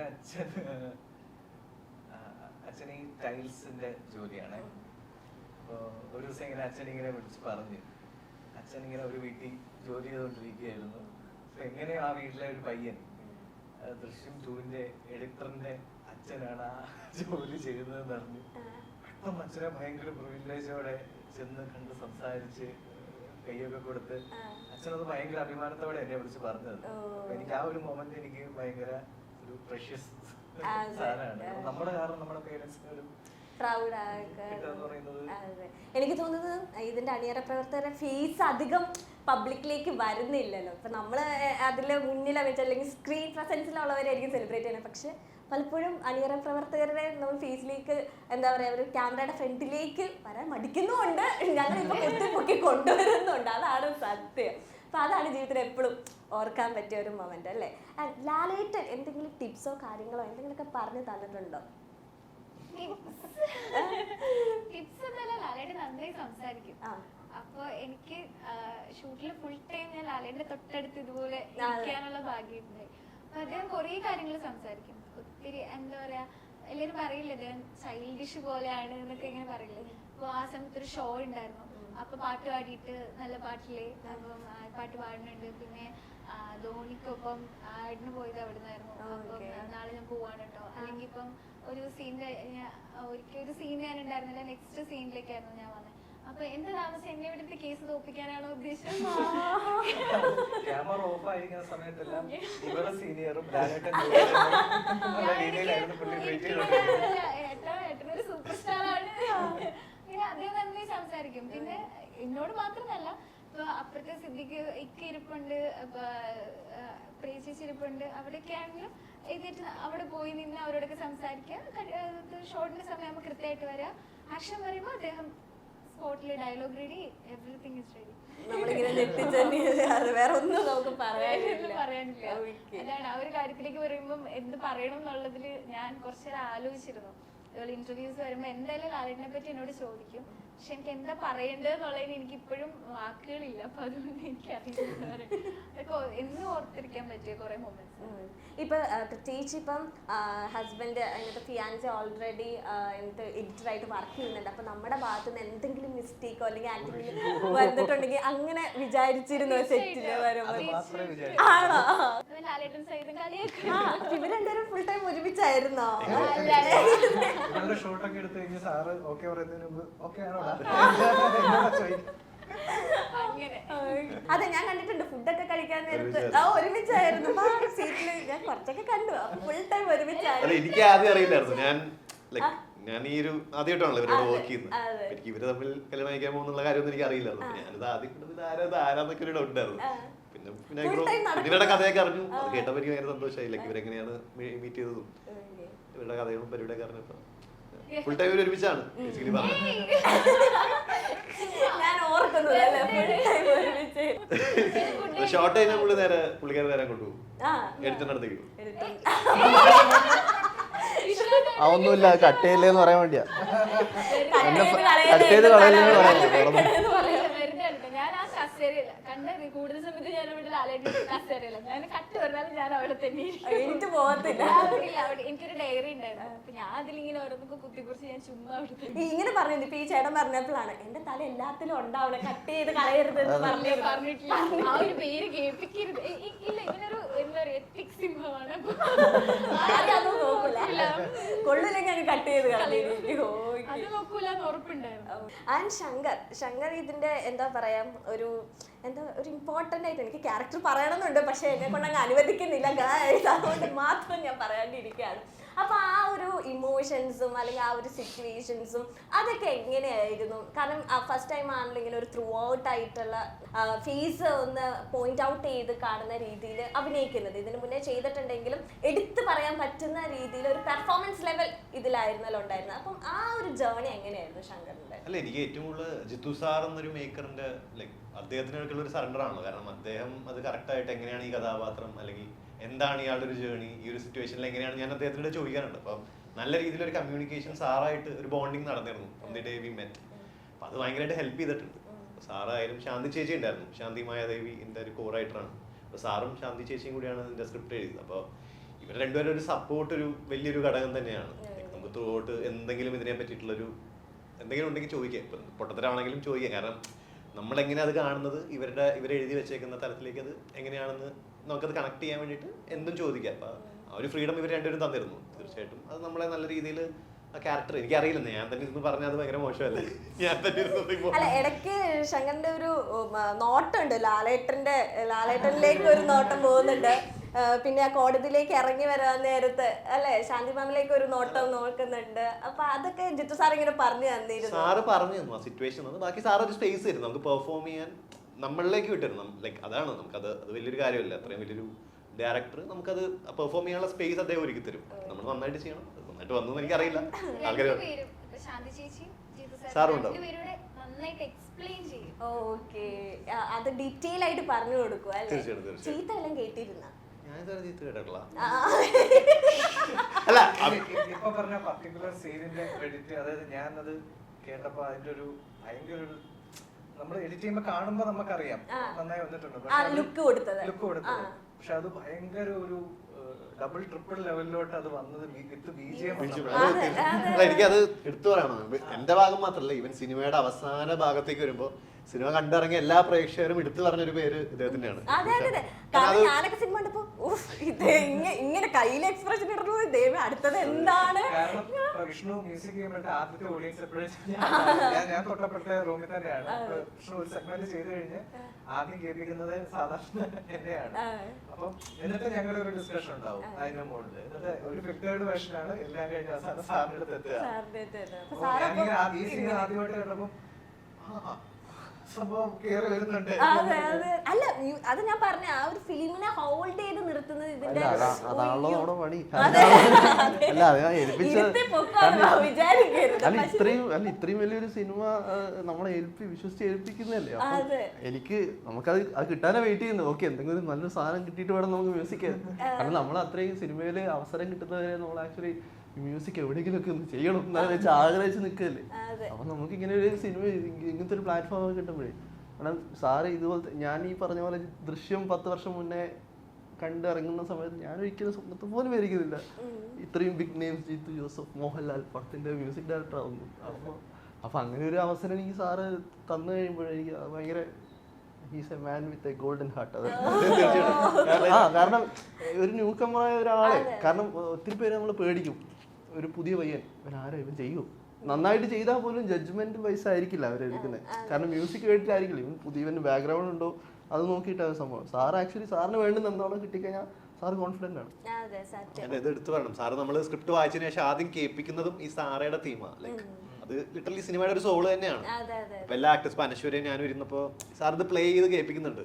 അത് കേൾക്കുമ്പോൾ തന്നെ നമ്മൾ ആ ഒരു സോണിലേക്ക്, ഇദ്ദേഹം ക്രിയേറ്റ് ചെയ്ത ഒരു വേൾഡിലേക്ക്, സാർ ക്രിയേറ്റ് ചെയ്ത ഒരു വേൾഡിലേക്ക് നമ്മൾ ഓൾറെഡി ഓൺ ആണ്. അതൊരു വലിയ വലിയ കാര്യമല്ല. ഈ ഫസ്റ്റ് ഡേ ഇങ്ങനെ മൂവി കണ്ട് ഫസ്റ്റ് ടീമിന്റെ ഒപ്പം കണ്ടപ്പം ആ ഒരു ചേട്ടന്റെ മ്യൂസിക്കും ബീജും ഓരോ സിറ്റുവേഷൻ വരുമ്പോൾ ഇപ്പൊ നമ്മുടെ മ്യൂസിക്കും ആ സീൻസും എല്ലാം കൂടെ നമുക്ക് എന്തോ ഒരു കുളിരൊക്കെ കയറുന്ന പോലത്തെ എഫക്റ്റ് ആയിരുന്നു. അപ്പൊ ചേട്ടന്റെ ഫീൽ എങ്ങനെയായിരുന്നു, ഫാമിലിയുടെ ഫീൽ എങ്ങനെയായിരുന്നു? ഫസ്റ്റ് ഡേ ഇരുന്ന് കാണുമ്പോഴുള്ള ഫീൽ അത് വേറെ തന്നെയാണ് ആക്ച്വലി. പക്ഷെ ഇത് നമ്മുടെ ഫസ്റ്റ് ഡേ കാണുന്നതിന് മുന്നേ നമ്മൾ ഒത്തിരി പ്രാവശ്യം റിവ്യൂ കാണും. പക്ഷെ ഓഡിയൻസിന്റെ ഒപ്പം ഒരുപാട് നിങ്ങളെ അറിയില്ലാത്ത അല്ലെങ്കിൽ നിങ്ങൾക്ക് അറിയില്ലാത്ത ഒരുപാട് ഓഡിയൻസിന്റെ ഒപ്പം ഫസ്റ്റ് ടൈം ബേസിക്കലി ഭയങ്കര ഇമോഷണൽ ആണ്. അതൊരു എന്താ പറയുക മിക്സ്ഡ് ഇമോഷൻസ് എന്ന് പറയും, അതുപോലത്തെ നമ്മൾ മോസ്റ്റ്ലി ആങ്സൈറ്റിയും ടെൻഷനും ഉണ്ടാവും, എന്തായാലും ഉണ്ടാവും. അപ്പൊ അതിന്റെ കൂടെ സന്തോഷമുണ്ട്. അപ്പൊ നമ്മൾ ഈ ചെയ്തുകൊണ്ടിരിക്കുമ്പോൾ ഈ ചെയ്യുന്ന മ്യൂസിക് ചെയ്യുന്ന സമയത്തുള്ള ഓരോ മെമ്മറീസ് ഒക്കെ വരും, ഈ ഓരോരോ ചെറിയ ചെറിയ ഇമോഷണൽ സാധനങ്ങൾ. അപ്പൊ അതുമായിട്ട് കണക്ട് ചെയ്തിട്ട് ഓക്കെ. അപ്പൊ ചില സമയത്ത് ചെയ്തുകൊണ്ടിരുന്ന സമയത്ത് സ്റ്റക്കായ സ്ഥലങ്ങളൊക്കെ ഉണ്ടാവും, മ്യൂസിക് ഒന്നും വരുന്നില്ലല്ലോ. അവസാനം ഫൈനലി നല്ല രീതിയിൽ വന്നിട്ട് ഇവിടെ ഇരുന്ന് കാണുമ്പോൾ ഫൈനലി ഇവിടെ എത്തി, ആ ഒരു ഫീൽ ഉണ്ട്. അത് ഭയങ്കര സന്തോഷമാണ്. വൈഫും അമ്മയും പറഞ്ഞ ഫസ്റ്റ് കോംപ്ലിമെന്റ് എന്തായിരുന്നു ഇത് ഫസ്റ്റ് ഡേ പോയി കണ്ടതിന് ശേഷം? എന്തായിട്ട് പറയേണ്ട ആവശ്യമില്ല, നമ്മള് മുഖത്തൊന്നും കൈ പിടിച്ച് കഴിഞ്ഞാൽ മനസ്സിലാവും. വൈഫ് ഹഗ്ഗൊക്കെ ചെയ്തോ? ആ ഫുൾ ടൈം കൈയൊക്കെ പിടിച്ചൊക്കെ ഇരിക്കുന്നത്. ഞാനിങ്ങനെ ആക്ച്വലി ഒരു ഇമോഷണൽ സീൻസ് ഒക്കെ പിടിച്ച് നമ്മളെ കൈ പിടിച്ച് സന്തോഷം കണ്ടല്ലേ. ബേസിക്കലി ഇമോഷണൽ ആളാണ്, അപ്പൊ അതുകൊണ്ടൊക്കെ തന്നെ ആയിരിക്കും ഇമോഷണൽ മ്യൂസിക് വരുന്നതാണ്. ഇനി അപ്കമിങ് പ്രോജക്ട്സ് എന്തൊക്കെയാണ് ചേട്ടൻ്റെ? ഇപ്പൊ ഒന്നും കമ്മിറ്റ് ചെയ്തിട്ടില്ല, കാരണം ഇതിന്റെ വർക്കും ചെയ്തുകൊണ്ടിരിക്കുന്ന കാരണം ഞാനിങ്ങനെ വൺ അറ്റ് എ ടൈം എനിക്ക് തൽക്കാലം ഞാൻ ചെയ്യുന്നുള്ളൂ. അപ്പോൾ അനശ്വരയായിട്ടുള്ള ഒരു ഗിവ് ആൻഡ് ടേക്ക് അല്ലെങ്കിൽ ആ കോമ്പിനേഷനും നിങ്ങൾ ആ ഒരു എക്സ്പീരിയൻസ് എങ്ങനെ ഉണ്ടായിരുന്നു? ഭയങ്കര ഒരു നല്ലൊരു എക്സ്പീരിയൻസ് ആയിരുന്നു. നമ്മള് പരിചയം ഉണ്ടായിരുന്നു, പക്ഷെ ആദ്യമായിട്ടാണ് അനശ്വരയോട് വർക്ക് ചെയ്യുന്നത്. സോ എനിക്ക് ഈ ക്യാരക്ടർ ലൈക്ക് ഇത് വായിച്ചപ്പോൾ തന്നെ നമ്മളെല്ലാവരും ഈ കഥാപാത്രത്തിന്റെ കൂടെ നിൽക്കണമല്ലോ, അതാണല്ലോ ഇതിന്റെ ഒരു തീം. സാറാന്ന് പറയുന്ന അനശ്വര ചെയ്യുന്ന കഥാപാത്രമാണ് ഇതിന്റെ തീം. അപ്പോൾ എനിക്ക് തോന്നുന്നു ഭയങ്കര ഗംഭീരമായിട്ട് അനശ്വര അത് പെർഫോം ചെയ്തിട്ടുണ്ട്. നല്ല രീതിയിൽ എനിക്ക് തോന്നുന്നു ഇമോഷണൽ സീക്വൻസസ് ആയാലും ലാൽ സാറിൻ്റെ ഒപ്പമുള്ള സീക്വൻസ് ഒക്കെ വെരി ബ്യൂട്ടിഫുള്ളി ഭയങ്കര മെച്യൂർഡ് ലൈക്ക് അത്രയും രസമായിട്ട് പുള്ളിക്കാരി പെർഫോം ചെയ്യുന്നത്. ഭയങ്കര നല്ലൊരു ഗിവ് ആൻഡ് ടേക്ക് തന്നെയായിരുന്നു ആ സീക്വൻസസ്. തീർച്ചയായിട്ടും നല്ലൊരു എക്സ്പീരിയൻസ് ആയിരുന്നു അനശ്വരയോട് വർക്ക് ചെയ്തത്. നല്ല എനിക്ക് തോന്നുന്നു നമ്മൾ പറയുന്നേക്കാളും നല്ല ഓഡിയൻസ് അത് കണ്ട് ലൈക്ക് ഒബ്വിയസ്ലി അത് വർക്ക് ആയിട്ടുണ്ട്. അത്ര എനിക്ക് തോന്നുന്നു ഏറ്റവും കൂടുതൽ ഭയങ്കര അപ്രീസിയേഷൻ കിട്ടിയ ഒരു ക്യാരക്ടർ അതാണ് അനശ്വരയുടെ സാറാന്ന് പറഞ്ഞ ക്യാരക്ടർ. തീർച്ചയായിട്ടും എനിക്ക് വളരെയധികം ഇഷ്ടപ്പെട്ടു, നല്ല രസമായിരുന്നു പുള്ളിക്കാരുടെ ഇപ്പോൾ വർക്ക് ചെയ്യാൻ. ഇപ്പം അനശ്വരനെ പറ്റി ചോദിച്ചിട്ടുണ്ട്, ആസ് എഡിറ്റർ എന്ന നിലയിൽ ജിത്തു സാർ ഇന്റർവ്യൂവിൽ പറഞ്ഞിരുന്നു അനശ്വരയുടെ കരിയറിലെ വൺ ഓഫ് ദ ബെസ്റ്റ് ആയിരിക്കും. ചേട്ടനായിട്ട് ഡിസ്കസ് ചെയ്തിരുന്നു ആരെ കാസ്റ്റ് ചെയ്യണം അല്ലെങ്കിൽ ആ ഒരു ക്യാരക്ടറിലേക്ക് ആര് വരണം? ഞാൻ മാത്രമല്ല, ഇപ്പൊ ഒരു സ്ക്രിപ്റ്റ് വന്നു കഴിയുമ്പോൾ തന്നെ ഞങ്ങളുടെ ഒരു ഉദ്ദേശിച്ച് എഡീസും എഡിറ്റർ, മ്യൂസിക് ഡയറക്ടർ, ലിറിക്സിസ്റ്റ്, അതായത് സാറിന്റെ ക്രൂവിലുള്ള എല്ലാവരോടും ഒരു ചർച്ച ഉള്ളതാണ്. അപ്പൊ ആ ചർച്ചയുടെ ഭാഗമായിട്ട് ഇതെല്ലാം വന്നിട്ടുണ്ട്. അപ്പൊ ആരാണ് ചെയ്യേണ്ടത്, പല പല ഓപ്ഷൻസ് ഉണ്ട്. അപ്പൊ ഞങ്ങളെല്ലാവരും ഭയങ്കര ഈഗർലി നോക്കിയൊരു സാധനമായിരുന്നു ആരാണ് സാറ് ചെയ്യാൻ പോകുന്നത്, ആരാണ് മുഹമ്മദ് ചെയ്യാൻ പോകുന്നത്, ആരാണ് രാജശേഖർ ചെയ്ത മൂന്ന് ക്യാരക്ടേഴ്സ്. കാരണം അറിയാലോ ഒരു പർട്ടിക്കുലർ സീനില്. അപ്പൊ അത് സിദ്ദിഖിക്കാന്ന് പറഞ്ഞപ്പോ ഓക്കെ, വേറെ ടെൻഷൻ ഒന്നുമില്ല, പുള്ളി നല്ല പൊളിച്ചെടുക്കി ചെയ്യുന്നത് നമുക്കറിയാം. ണെങ്കിൽ വ്യത്യസ്തമായിട്ട് ഒരുപാട് ക്യാരക്ടേഴ്സ് ഇപ്പൊ ചെയ്യുന്നുണ്ട്. വേറൊരു വേർഷൻ ഓഫ് ജഗദീഷ് ചേട്ടനെയാണ് ഇപ്പൊ പ്രേക്ഷകർ കണ്ടുകൊണ്ടിരിക്കുന്നത്. തുടങ്ങിയപ്പോഴും ആദ്യത്തെ ദിവസങ്ങളിൽ ജഗദീഷ് ചേട്ടന്റെ സീൻസ് ആയിരുന്നു. ഞങ്ങള് ഫസ്റ്റ് തന്നെ ഞങ്ങൾക്ക് ഞങ്ങളുടെ മുഹമ്മദിനെ കിട്ടി ഇതായിരുന്നു, ആ ഒരു ഇതായിരുന്നു. പിന്നെ അനശ്വരയും ഓക്കെ, പുള്ളിക്കാരി വന്ന് ആ ലാലേട്ടനും അനശ്വരയും തമ്മിൽ സംസാരിക്കുന്ന ഒരു സീനുണ്ട്. ആ സീൻ പെർഫോം ചെയ്ത് കഴിഞ്ഞപ്പോ എല്ലാവരും സാറ റെഡിയാണ്. ഓക്കെ, ഇതില് ഏറ്റവും കൂടുതൽ ഡിഫിക്കൽട്ട് ആയിട്ട് തോന്നിയ എന്തെങ്കിലും സിറ്റുവേഷനോ വരുന്നില്ല, ഒരുപാട് ടേക്സ് പോയ എന്തെങ്കിലും സീൻസ് ഉണ്ടായിട്ടുണ്ടോ? ഇല്ല, അങ്ങനെ ഒരു സീൻ എനിക്ക് ഫേസ് ചെയ്തിട്ട് വന്നിട്ടില്ല. എല്ലാവരും എന്നോട് പറഞ്ഞു പേടി ഉണ്ടായിരുന്നോ, കാരണം ഇപ്പൊ നിന്നിട്ട് തിരിഞ്ഞ് ചിന്തിക്കുമ്പോ ശരിയാണല്ലോ ഇത്രയും വലിയ ക്രൂ ആണല്ലോ. പക്ഷെ അന്നത്തെ ഒരു അങ്ങനെയാണല്ലോ ലാലേട്ടന്റെ മുഖത്ത് നോക്കി അഭിനയിക്കുമ്പോ അന്ന് ചിലപ്പോ ഒരു ശതാജന്മാന് ചിലപ്പോ ഒരു ഇതുകൊണ്ട് അത് അങ്ങനെ സ്മൂത്ത് ആയിട്ട് തന്നെ പോയി. ഓഫ്കോഴ്സ് അത് എനിക്ക് തോന്നുന്നു ചീത്ത സാറും ശാന്തി ചേച്ചി ഇവരൊക്കെ ആ ലൊക്കേഷൻ കൊണ്ടുപോകുന്നത് അങ്ങനെയാണ്, നമ്മളെ ഒത്തിരി ഒരു ടെൻഷനിലേക്കോ സ്ട്രെസ്സിലേക്കോ അങ്ങനെ വിടുന്നത്. കാരണം എന്റെ ക്യാരക്ടർ ആണെങ്കിലും ഒരു തുടക്കത്തിൻ്റെതായ ഒരു ഇതൊക്കെ ഉള്ള ഒരു ക്യാരക്ടറാണ്. ക്യൂരിയസ് ആയിരിക്കും എപ്പോഴും ആ ഒരു സംഭവങ്ങൾ. അങ്ങനെ വൃത്തിക്ക് ഇപ്പൊ ശാന്തി ചേച്ചി ആണെങ്കിലും ചേച്ചി പറഞ്ഞു ഞങ്ങൾക്ക് വേണ്ട ആ ക്യാരക്ടറിനെ കറക്റ്റ് ആയിട്ട് നിന്ന് കിട്ടിയെന്ന് എന്നോട് വന്ന് പറഞ്ഞു. അതൊക്കെ ഭയങ്കര ഒരു ഇതായി. തിയേറ്ററിൽ നിന്ന് ഫസ്റ്റ് ഹരിതയുടെ ഫസ്റ്റ് ഒരു എൻട്രി ഷോട്ട് ഉണ്ടല്ലോ, ഇറക്കത്തിൽ നിന്ന് ഇങ്ങനെ ഓടി വരുന്നത് ഭയങ്കര കയ്യടിയൊക്കെ ആയിരുന്നു. ഫസ്റ്റ് എൻട്രി നല്ലൊരു ആക്ച്വലി അവിടുന്ന് അഖിലിന്ന് ശാന്തി ചേച്ചി ഇങ്ങനെ കൈ കാണിക്കുമ്പോൾ ഞാൻ ഓടി വരണം. കുറച്ച് ദൂരമുണ്ട്. അപ്പൊ ഞാൻ ഓടി വരുമ്പോ നമ്മുടെ അസോസിയേറ്റ് സുധീഷ് ചേട്ടനും സോണി ചേട്ടനും ഒക്കെ ഞാൻ ഓടി വരുന്നതിന് എപ്പോഴും തന്നെ അപ്പൊ ഞാൻ അതന്നെ എനിക്കും. അപ്പൊ അതിന് ഭയങ്കര തിയേറ്ററിന്റെ സൈഡിൽ നിന്ന് ഭയങ്കര കയ്യടിയായിരുന്നു. ആ സൈഡ് നമ്മുടെ ടീം ആയിരുന്നു. ചേട്ടൻ കൈയടിച്ചോ? കൈയടിച്ചോ? കൈയടിച്ചോ? ഞാൻ ശ്രദ്ധിച്ചില്ല.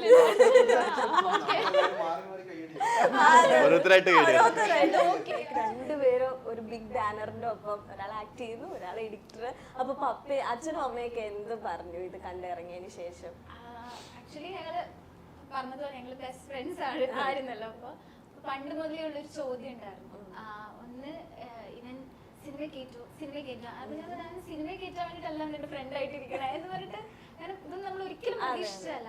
ഓഫ് കോഴ്സ് അതുപോലെ തന്നെ എന്നോട് ഇപ്പം എന്റെ കസിൻസ് ഒക്കെ ചോദിച്ചിട്ടുണ്ട് ഏതെങ്കിലും ഇതില് എഡിറ്റിങ്ങിന്റെ എന്തെങ്കിലും ഇതിൽ സജസ്റ്റ് ചെയ്തിട്ടുണ്ടോ എന്നൊക്കെ ചോദിച്ചിട്ടുണ്ട്. നമ്മളില്ല, അവൻ എവിടെ വരെ എത്തി അത് അവന്റെ കഴിവുകൊണ്ട്, ഞാൻ എവിടെ വരെ എത്തി അത് ഇങ്ങനെ അങ്ങനെയാണ് എന്ന് പറഞ്ഞിട്ടുണ്ട്. അപ്പം ഇത് ഞങ്ങള് എന്റെ അമ്മയും അച്ഛനും പിന്നെ എന്റെ ഒരു ക്ലോസ് കസിൻസ് പിന്നെ ഇവന്റെ ഫാമിലിയിലും അമ്മയും അച്ഛനും ഇവന്റെ അനിയൻ അത്രയും പേർക്ക് മാത്രമേ ഫാമിലിയിൽ അറിയാവുള്ളൂ.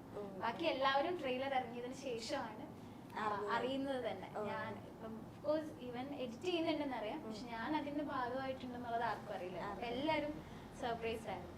ഇനിയിപ്പോ എല്ലാരും സിനിമയ്ക്ക് കൊണ്ടുപോകണം. അതെ, ഇനി കുടുംബത്തിൽ ഇനി എല്ലാരെയും വിളിച്ചോണ്ട് വന്നല്ലോ. ഒരു ടെമ്പോ ട്രാവൽ അല്ലെങ്കിൽ ബസ്സോ നമുക്ക് ബുക്ക് ചെയ്യേണ്ടവരെന്ന് തോന്നുന്നു. എല്ലാരും നേരത്തെ അങ്ങ് കാണിക്കാം. ശങ്കറിന്റെ ഫാമിലി എന്ത് പറഞ്ഞു? സിനിമ അവര് കാണാൻ പോവാണ്. ഇന്ന് രാത്രി പോകും. കുറച്ചുപേര് ഫാമിലി ഫ്രണ്ട്സ് ഒക്കെ കണ്ടുപിടിച്ച നല്ല അഭിപ്രായമാണ് പറഞ്ഞപ്പോ എനിക്കറിയില്ല, ഒന്നും കൊടുത്തിട്ടില്ല. ഒന്നും കൊടുത്തിട്ടില്ല. ഞാൻ പൊതുവെ സംസാരിക്കാറില്ല എന്താ സംഭവം, കഥ ഇപ്പൊ സിനിമ ചെയ്യുമ്പോ ഒന്നും വീട്ടിൽ അതിനെ പറ്റി പറയാറില്ല. എന്താ സംഭവം, അവിടെ നടന്ന കാര്യങ്ങളും തമാശ എന്തെങ്കിലും ഉണ്ടെങ്കിൽ പറയും, അല്ലാതെ കഥയെ കുറിച്ച് എന്താ നമ്മൾ ചെയ്യുന്നതിനെ കുറിച്ചില്ല. ഈ സിനിമയ്ക്ക് എനിക്കറിയാം അവർ ചോദിക്കും, പക്ഷെ ഞാൻ പറയില്ല. അല്ല, ഈ സിനിമ എനിക്കൊരു ലൈക്ക് ഒബ്വിയസ്ലി എനിക്കൊരു ഇതുണ്ടായിരുന്നു എങ്ങനെയായിരിക്കും അത് വരാൻ പോകണമെന്നുള്ള സംഭവം. അപ്പൊ എനിക്ക് തോന്നുന്നു അവര് കണ്ടു കഴിഞ്ഞിട്ട് അവര് തന്നെ പറയട്ടെ.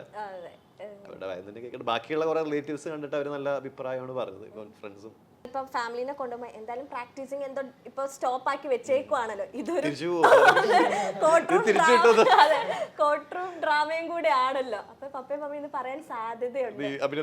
അല്ല, അഭിനയം നിർത്താനല്ല, അഭിനയത്തിന്റെ ഒപ്പം നിനക്കൊന്ന് പ്രാക്ടീസും കൂടെ ചെയ്തുകൂടെ എന്ന ചോദ്യം വരാൻ സാധ്യതയുള്ളതായിട്ട് തോന്നുന്നുണ്ട്. അല്ല, സാധ്യത മീൻസ് ലാൽ സാറിന്റെ ഒരു ക്യാരക്ടറും ലൈക്ക് എനിക്ക് തോന്നുന്നു ഒരുപാട് ഈവൻ മേ ബി കുറെ ആസ്പയറിംഗ് ലോയേഴ്സിനൊക്കെ ചിലപ്പോൾ ഇൻസ്പിറേഷൻ ആയിരിക്കാം ആ ഒരു കഥാപാത്രം, ജയമോ എന്ന് പറയുന്ന കഥാപാത്രം. സോ ഈവൻ ഇതിന്റെ ഒരു ലീഗൽ നേച്ചറും എങ്ങനെയാണ് കോടതിയിൽ ഇത് ലൈക്ക് അതിന്റെ ട്രയലും അതിന്റെ പ്രൊസീഡിങ്സും നടക്കുന്നതെന്നൊക്കെ കണ്ട് ചിലപ്പോൾ ഇൻസ്പയർ ആയേക്കാം. അത്രയും ബ്രില്യൻ്റ് അവർ ഉണ്ടാക്കിയേക്കണം. അപ്പോൾ ഞാൻ പോയില്ലെങ്കിലും ആരെങ്കിലൊക്കെ പോട്ടെ. നിയമങ്ങളൊക്കെ ഇപ്പൊ നല്ലോണം അറിയാമോ? അത്യാവശ്യം പഠിച്ചിരുന്നു, പക്ഷെ ഇപ്പൊ ഒരു സിനിമയിൽ ഇപ്പൊ എന്നോടൊന്നും എനിക്ക് അറിയില്ലാത്തോണ്ട് ഞാൻ ചോദിക്കുന്നില്ല. ഞാൻ കുറച്ച് ടൈം കിട്ടിയിരുന്നെങ്കിൽ ഞാൻ സെക്ഷൻസ് ഒക്കെ എടുത്തിട്ട് വരായിരുന്നു. അല്ല, നമ്മുടെ കഥാപാത്രം അഡ്വക്കേറ്റ് അല്ലല്ലോ. അഡ്വക്കേറ്റ് അല്ലല്ലോ, അതിനെ കുറിച്ച് ചോദിക്കും. എനിക്കൊന്നും എനിക്കൊക്കെ ഈ പടം കണ്ട് ഇറങ്ങിയതിന് ശേഷം അഡ്വക്കേറ്റ് ആയാൽ കൊള്ളായിരുന്നു എന്നൊക്കെ എനിക്കൊരു ഫീല് വന്നു. അല്ല, തീർച്ചയായിട്ടും അല്ല എനിക്ക് തോന്നുന്നു അവരുടെ പ്രിയാമണി മാമിന്റെ ആയാലും ലാലേട്ടന്റെ ആയാലും അതെ, ഇവരുടെ 3 പേരുടെ ആ കോട്ടിന്റെ ഉള്ളിൽ നിന്നിട്ട് എനിക്ക് കുറച്ച് സെഷൻസിന്റെ പേരൊക്കെ കൂടെ അതൊക്കെ സിംഗിൾ ടേക്കിൽ ഇവർ ഒറ്റയടിക്ക് പറഞ്ഞു പോയതാ. കാണായിരുന്നു, നമ്മൾ ഇങ്ങനെ ഇരിക്കും. അല്ല, അതിനകത്ത് ഒരു സീനിൽ ഉണ്ടായിരുന്നു ലാലേട്ടൻ എന്തോ പറഞ്ഞപ്പോ ഇങ്ങനെ ആയിരുന്നു. അത് ഷോട്ടിൽ വന്നൊക്കെ സാർ അഭിനയിക്കാൻ പറഞ്ഞു. അല്ലാതെ ഇപ്പം ലാലേട്ടന്റെ ഒക്കെ ഇപ്പൊ ക്ലോസ് എടുക്കുമ്പോഴും ഇക്കൊക്കെ പറയുന്ന കേൾക്കുമ്പോ ആ ഡയലോഗ് പറയുന്ന ഈവൻ ഇംഗ്ലീഷിലാണെങ്കിൽ ആ ഡയലോഗ് പറയുന്നതിന് ഒരു ബാസ് ഉണ്ടാവല്ലോ, അതൊക്കെ കേൾക്കുമ്പോ നമ്മളിങ്ങനെ അതൊക്കെ എപ്പോഴാ ഫീൽ ആയിരിക്കും. അടിപൊളിയാവും. അത് ആ ഫീൽ തന്നെയാണ് ഞങ്ങള് തിയേറ്ററിൽ ഇരുന്ന് കണ്ടപ്പോൾ പോരട്ടെ. നമ്മളവിടെ കൈയടിച്ച സീൻസ് ഒക്കെയാണ് ഇതൊക്കെ. തിയേറ്ററിലാവുമ്പോ അതിന്റെ ഇമ്പാക്ട് വളരെയധികം. ലൈക്ക് ഇപ്പൊ ലാൽ സാറിന്റെ ഫസ്റ്റ് ഷോ നമ്മൾ കണ്ടപ്പോ തന്നെ ആ ഒരു പെർട്ടിക്കുലർ സീൻ ഇപ്പോൾ ഈ പറഞ്ഞ പോലെ ഇംഗ്ലീഷും പല സെക്ഷൻസും എല്ലാം റെഫർ ചെയ്യുന്ന ആ സീനൊക്കെ തിയേറ്ററിൽ ഒന്നും കേൾക്കാൻ പറ്റുന്നില്ല ഇവർ പറയുന്നത് അത്രയ്ക്കും ഭയങ്കരമായിട്ട്. പിന്നെ തീർച്ചയായിട്ടും അതൊരു അത് അങ്ങനെ വെച്ച് നോക്കുമ്പോൾ തീർച്ചയായിട്ടും ഒരുപാട് പേർക്ക് താങ്കളെ പോലെ ആരെങ്കിലും ഇരിക്കുന്നുണ്ടെങ്കിൽ ചിലപ്പോൾ കുറച്ച് പേരൊക്കെ കണ്ടതിന് ശേഷം വക്കീലാവട്ടെ അല്ല നല്ലതല്ല. ബാക്ക് ടു മെമ്മറീസിലേക്ക് പോയോ? ഏത് ഞാനിങ്ങനെ ഇത് നന്ദഗോപാലൊന്നും ആയിട്ടില്ല,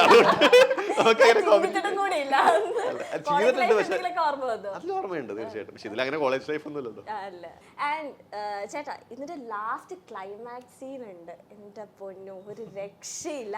അത് ഞാൻ പറയുന്നില്ല, ഞാൻ വിഴുങ്ങി അങ്ങ് വിട്ടു.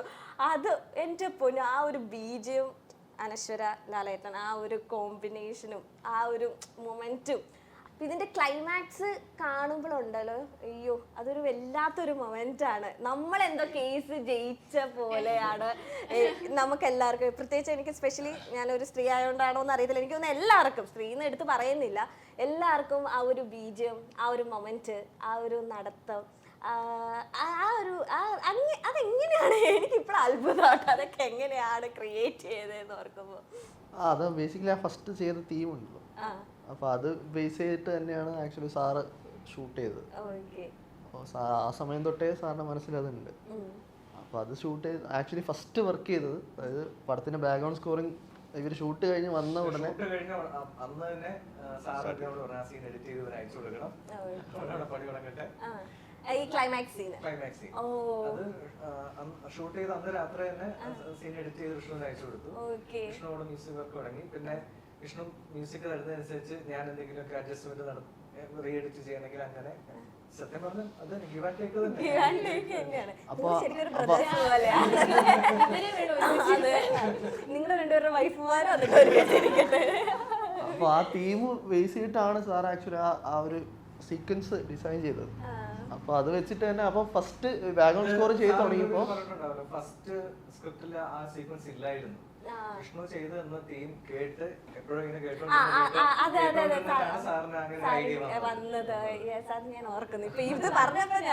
ഞാൻ നേരത്തെ പറഞ്ഞത്, ഈ അങ്ങോട്ടും ഇങ്ങോട്ടും ഇൻസ്പയർ ചെയ്യാൻ പറ്റുന്ന കാര്യം പറഞ്ഞില്ലേ. അപ്പൊ ഒരു സംഭവം ചെയ്തിട്ട് അത് ബാക്കിയുള്ളവർക്ക് അത് വർക്ക് ആവുന്നുണ്ടെന്ന് അറിയുമ്പോൾ എനിക്കത് ഈ സീനാണ് ആദ്യം വർക്ക് ചെയ്തത്. അതായത് നമ്മൾ ബാക്ക്ഗ്രൗണ്ട് സ്കോറിംഗ് സെഷൻ തുടങ്ങി സാധാരണ നമ്മൾ ഫ്രം സ്റ്റാർട്ടല്ലേ ചെയ്യും.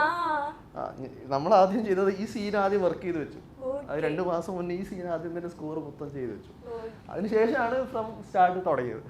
അപ്പൊ ആ സമയത്ത് എനിക്ക് ഈ കണ്ണ് പറയുന്ന കാര്യം പറയും, ഈ സീൻ ചെയ്തുകൊണ്ടിരിക്കുമ്പോൾ അതിന്റെ ഓരോ സമയത്തും എന്റെ കണ്ണ് പറയുന്നുണ്ട്. അപ്പൊ തന്നെ നമുക്കറിയാം ഓക്കെ ആക്ച്വലി നമുക്ക് വർക്ക് ആവണം, ഫസ്റ്റ് നമുക്ക് വർക്ക് ആവണല്ലോ സംഭവം.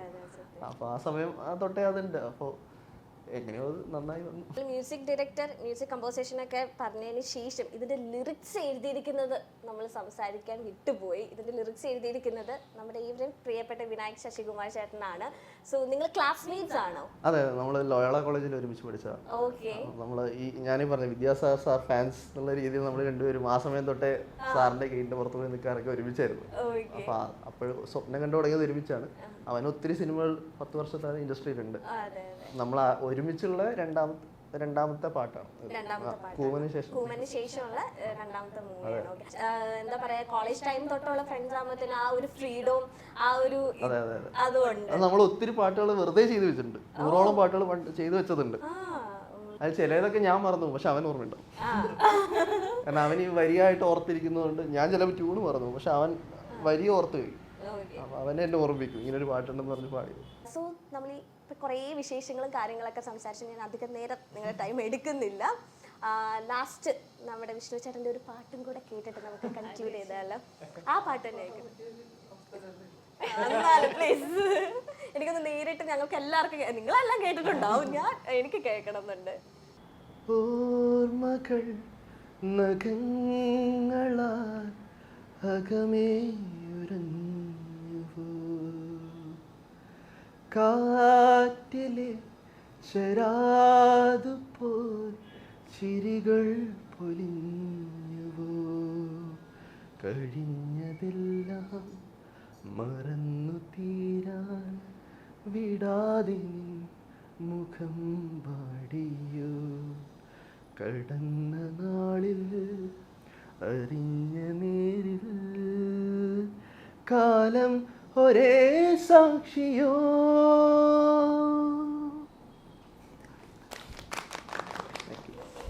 അടിപൊളി. അപ്പൊ ഇനി നിങ്ങൾ എല്ലാവരും തിരക്കിലേക്ക് ഏർപ്പെടട്ടെ എന്ന് ഞങ്ങളെ പ്രേക്ഷകർ എല്ലാവരും ആശംസിക്കുകയാണ്. ബാക്ക് ടു ബാക്ക് മൂവീസ് എല്ലാവർക്കും കിട്ടട്ടെ. അപ്പം വിജയ തിളക്കത്തിൽ തന്നെ തിരിച്ചു പോവുക. ഇപ്പോഴും സക്സസ്ഫുൾ ആയിട്ട് റൺ ചെയ്തുകൊണ്ടിരിക്കുകയാണ്, തിയേറ്റേഴ്സിലൊക്കെ നിറഞ്ഞോടിക്കൊണ്ടിരിക്കുകയാണ്. So all the very best and thank you so much. Thank U.